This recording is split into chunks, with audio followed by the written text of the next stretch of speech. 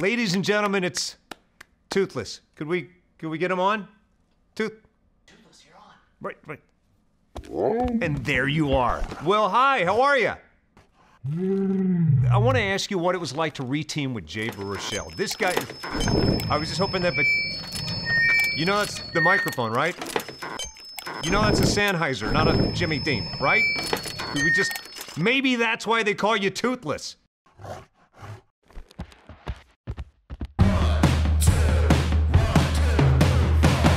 It's time for another edition of Extra Butter! Killing it at the box office right now, but keeping those dragons alive. It's How to Train Your Dragon, The Hidden World. America Ferrera, Jay Baruchel, and lots of other people join us to talk about that. Also, I promised I wouldn't cry. It's the last Madea movie ever. How do I know? Tyler Perry's dropping by to tell us exactly that. Also, Fighting with My Family. Did you miss it last weekend? You're nuts. It's one of the best movies in a long, long time. We'll tell you why with Paige, the WWE former diva, and a whole lot more on this edition of Extra Butter. It's where we sit down and talk about movies the way you talk about movies. It's just me hanging out with my friends. Friends like these. Hey! All right, so just in case you're worried that we flashed back 20 years back in the day and we created the Man Show, the two ladies are missing today for reasons I'll investigate in a moment. But in the meantime, you got the world famous Robbie Quick. Hey, what's going on? Hey, give me a follow at Robbie Quick, ROBIQUICK. One of my favorite international stand-up comedians, Steph Sanders. Comedian Steph Sanders on everything, or SSAND23 on IG. Sweet. Now, normally Maria and Kelly would be here, but they both called in sick, so I thought maybe we could do an Instagram check-in just to see where they are. All right, so I see why Maria Gloria is sick. She's evidently had a neck injury. And so Maria's out right now, so we'll take care of her. Let's find out where Kelly Savannah Deaton is. Oh, Kelly Savannah Deaton's out right now because evidently she's entertaining Gerard Butler. Oh. Is he married right now? Do we know about that? Not She's to meet her. engaged. Oh, man. Watch out. After meeting her. Not since Lady Gaga and Bradley Cooper has the internet been abuzz with relationship in disarray. All right, let's talk about what we're here to talk about. Speaking of families, we weren't, but we will now. Crushing it for everybody at the box office. It's How to Train Your Dragon, the last sequel in the franchise. Did you take your kids to go see it? I did. It's incredible. Let me tell you this. One thing for you. Night Fury is not alone. Toothless is not alone. There's another Night Fury. Is anybody else excited about that as me? I am. Come I'm on. excited. Yes, I am He was excited. the only one. Yeah. You felt the loneliness. You felt the despair. Right. And there's a beautiful, another one. I don't know. That, and my kids love that. I love that. That's kind of what lost me, the love story that unfolded between two beautiful dragons. How about you, Steph? I'm going. I liked it. I thought of it as a thug story. They needed another thug to run with. But I loved it. I love this movie. I love How to Train Dragons. But to be honest, like the first two, I wasn't really feeling. But this one, I'm like phenomenal. As a matter of fact, I didn't take my kids because I want to see it alone. I borrowed somebody else's kids. But I love this movie. Go see this movie, please. I love that Jay Baruchel, if you think about it, he was pretty much known only as the stoner guy in Knocked Up and then walks into this kid movie fantasy role. Yeah. I think he does a great job. I raised my kids on this movie and took one of them kind of behind the scenes. Take a look. First of all, love the movie. Thank you. Huge hits in my family. I raised my kids on these movies. Happy to have played a role in raising your kids. Yes, you're welcome for raising your children. First of all, I have a daughter. You have been a great role model. Astrid, that is, has been a great role model. Yes, she is. I'm so glad your daughter had Astrid to look up to. Now you, I don't know so much. I got to talk about something. All right. So this happened all those years ago. I just want to know if you even remember this. You love the word fart. Fart, fart, poop. Fart, fart, poop, poop. You just made a pattern. Fart, fart, poop, poop. Again. That's a pattern. Fart, fart, poop, poop. What sound of fart would it be? Huh. So you said that he was like, what, can people really say that word out loud? It's a good word, man, and look at the reaction it got. I killed that interview. Speaking out about my son was going to join us on FaceTime, but he had to jump into gym class, but he wanted to have a reunion if that's okay. Yes. Hey Jay, it's been a while. It's Jackson here, and just wanted to thank you for teaching me the word fart all those years ago. I've used it every day since, so thank you for that. And I have a question. What is your favorite dragon? Oh, thanks, Captain Obvious. I think you know the answer to that. I mean, even if it wasn't, I would have to say Toothless. But it is. But it is. It definitely is. It definitely is. Oh my good, shame on him. He used the F word? Taught your son the F word? Oh, is that not acceptable in your house? No, not at all. Come on. I just love, so when we were raising our kids, the F word was, the fart was like the bad F word, and my son had never heard it until Jay Baruchel did that. That's why he was looking around going, well, is it possible that someone used that word out loud? Enough with the F word, let's class this joint up. You know her, you love her, she's appeared on our show. She is crushing it with TMZ and all over Los Angeles. Ladies and gentlemen, Lonnie Rivera. Hey. Hey, Lonnie, how are you? I'm doing great. How are you? So, How to Train Your Dragon. I want to pull you in because you are near and dear to the movie industry. Why do you think How to Train Your Dragon, this new one and the final of the franchise, is #1 at the box office? It's probably one of the best animated adventure stories ever, I believe. So much heart involved in the writing. I remember the last one made me cry. There's a great message, and there's bloodless violence. I mean, there's a lot to be said about that these days. I think this particular prequel really emphasizes inclusion. Inclusion is something that we all need to think about these days. And it's just a great story. Great for any parent, auntie looking to take the kids to see an adventure, and then also something that you as an adult can take something away as well. So look, check it out. I'm a comedian. So I was looking for the same kind of razor sharp Pixar comedy that has. So it missed the mark on that for me. So, tell me some more about that. If you're looking for just a great story, a feel-good movie, walking away, feeling good, maybe a couple of laughs, it's great. It might be lacking some of the deep comedy that you're looking for, but like I said, go to Laugh Factory. All right, thank you. All right, go to this movie to treat the kids. Lonnie, where can we find you on social media? You can find me at Lon's Yoga Story. You can also find me at yogastory.org, because I teach yoga too. And then, of course, I'm on Facebook, Lonnie H. Rivera. Thanks, Lonnie! All right, moving on. A movie that I'm looking forward to, I want to discuss with you guys. Are we happy or sad that Madea is coming to an end? Hold that thought. We'll discuss that. Tyler Perry is our guest. Coming up in a moment. Don't move. Hey, welcome back. I don't know about you guys, but I'm so glad that we're back to doing normal extra butter. We don't have to worry about stupid award shows anymore. Right, that's right. That kind of stuff. We're just talking about movies the way you talk about movies because you want to go see them. That's right. All right, so Madea. Madea movies are made for a very specific reason, and do you like them, do you hate them? Discuss amongst yourselves.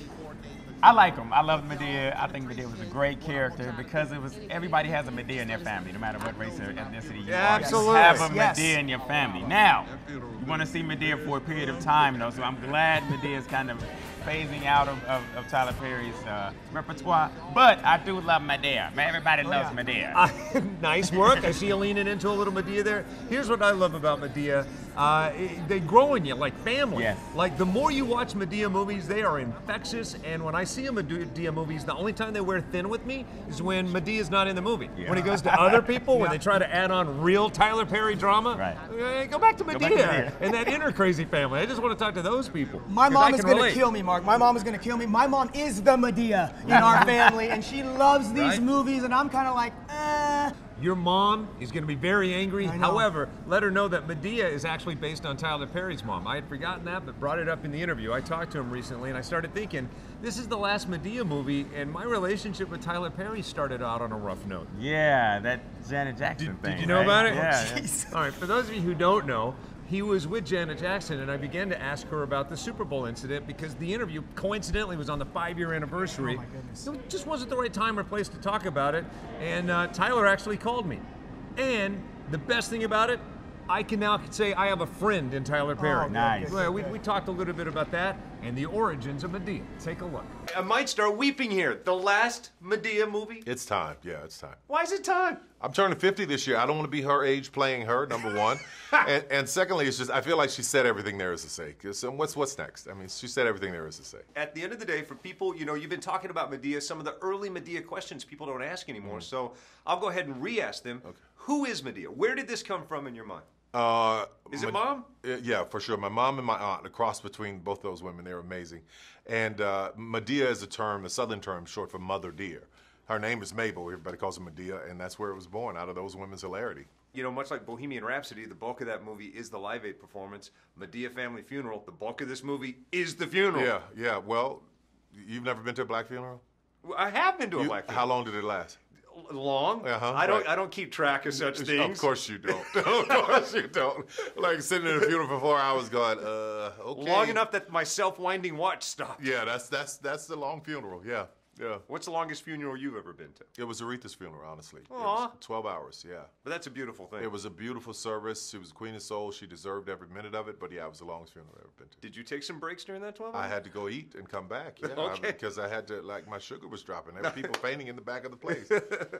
Well, sincerely, thank you for all of these movies. I appreciate it, man. Because Medea's coming to an end, I'd like to talk about, about a decade ago, I got on the wrong side of you. Do you recall that? It's a little more than a decade ago, but you didn't get on the wrong side of me.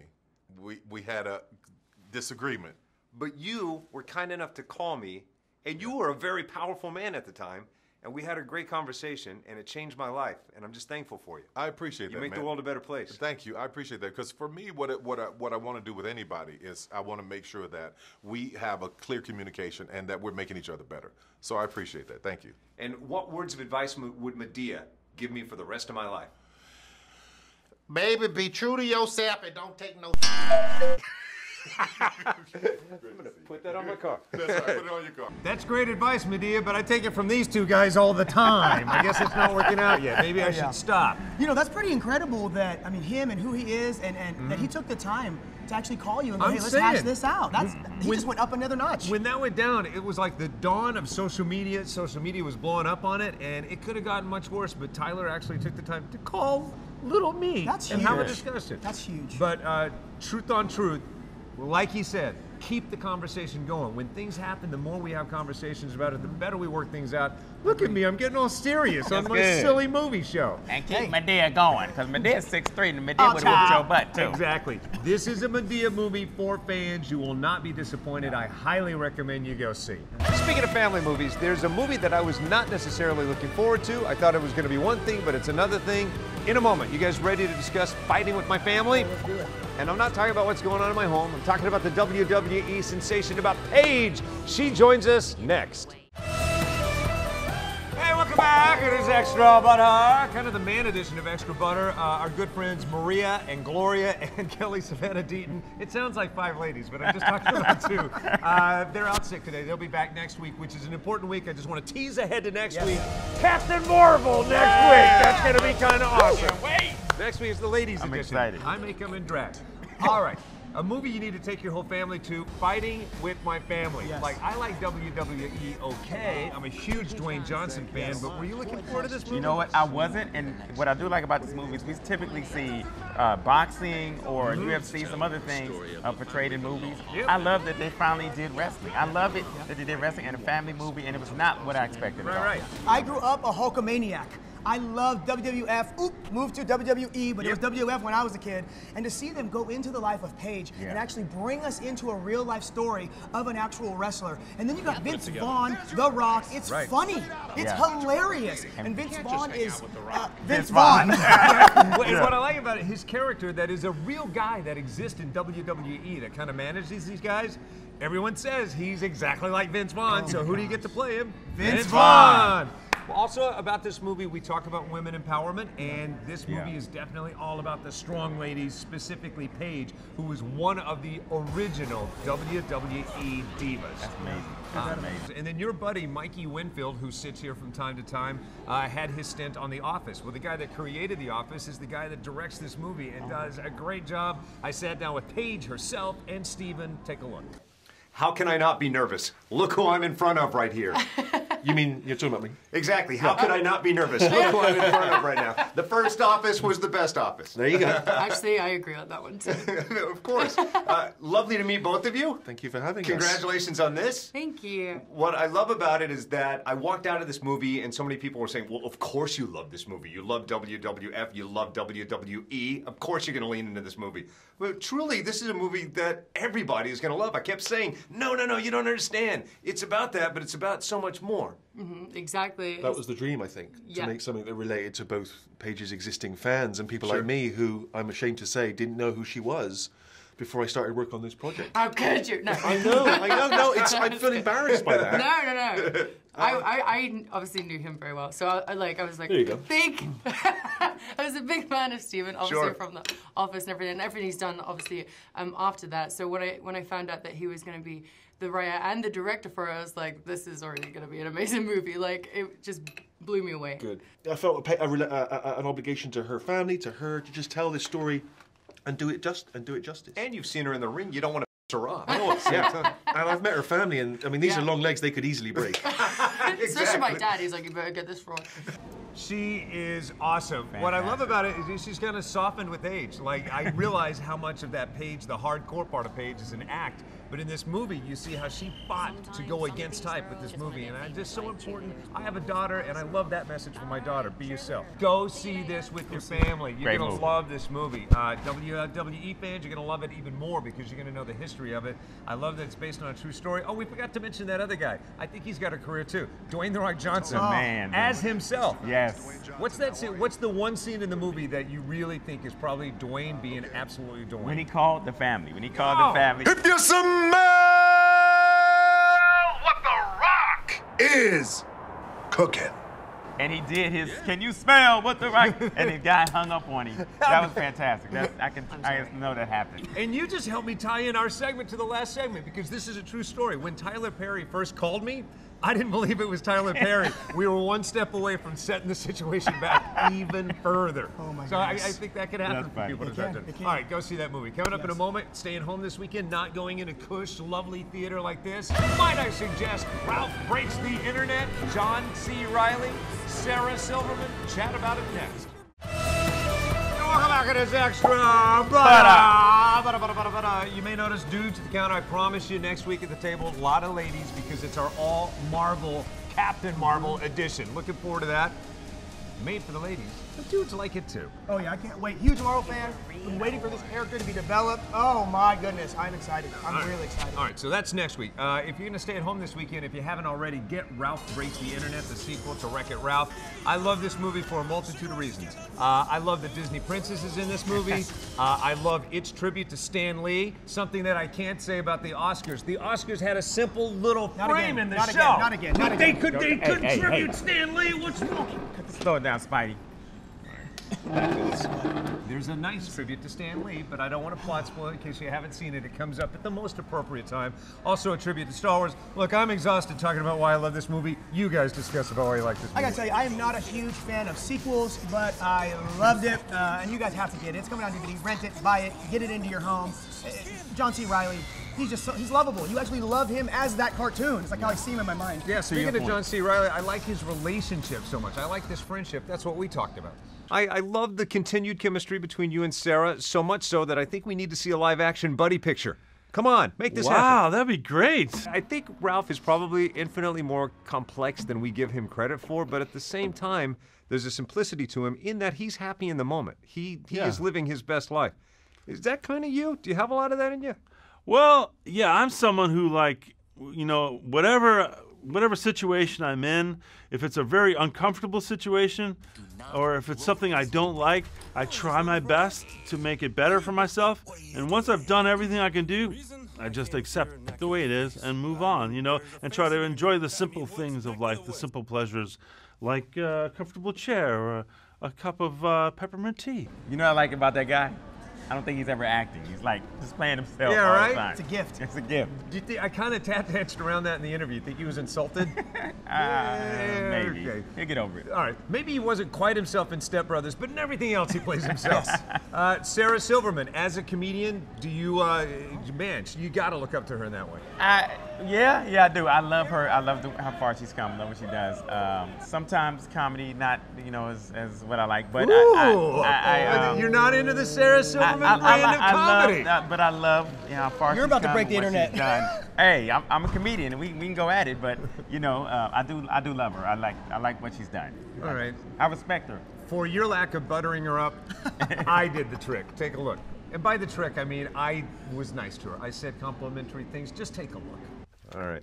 Hey, nice to see you. Sorry, I just touched my nose. No, it's okay. Sure. I consider it to be blessed by Sarah Silverman. So I come in here with a little trepidation because I'm a huge Stern fan, and listening to you on Stern, you said, and the junkets, they suck your soul. I don't want to suck Sarah Silverman's soul. I'm sucking your soul. You're getting me in trouble. I'm having a good time, actually. Just all together, when you think about, 93-minute interviews, it's a lot. But when I'm in the moment, I have a good time. And it's got to help when it doesn't suck, and it certainly doesn't suck. This is awesome. Yeah. Well, I would have gotten out of it if I didn't love the movie. What's probably great about this movie is that so much of it you have to imagine because a lot of it's created after you lay down your tracks. What's your favorite part? The part that surprised you the most? In the movie or about the process? Well, the scene with the princesses is just epic, dare I say. I don't know if it's obnoxious to say that since I'm a part of it, but I just said there's no better cinematic moment than that moment. It really is. It's so satisfying, especially for me. I mean, I find it very satisfying because it has always kind of killed me. The Disney princesses, the metamorphosis of what it is to be a Disney princess has come so far, and it has gone from looking back on it problematic. Certainly, it wasn't in the moment, and then it's inclusivity and it's progress. It's just. I love that they were willing to put themselves out there and, reflect who they are, who they were, who they are, and what it is to be a Disney princess, all the way to this little Jewish kid with an attainable waist in sweats, in comfortable clothes. And I just think it's special. Next week, we're going to be talking about Captain Marvel. Yes. I'm going to hang out with the dudes for a minute here, but next week it's all about the ladies. Maria Gloria Maria will be jumping back in, and also Kelly Savannah Deaton. And that guy will no longer be hanging out because she'll be talking with Brie Larson. That more next week. Thanks for hanging out with us on Extra Butter. Keep the conversation and complaints going. Extra Butter TV on Facebook. Have a good one.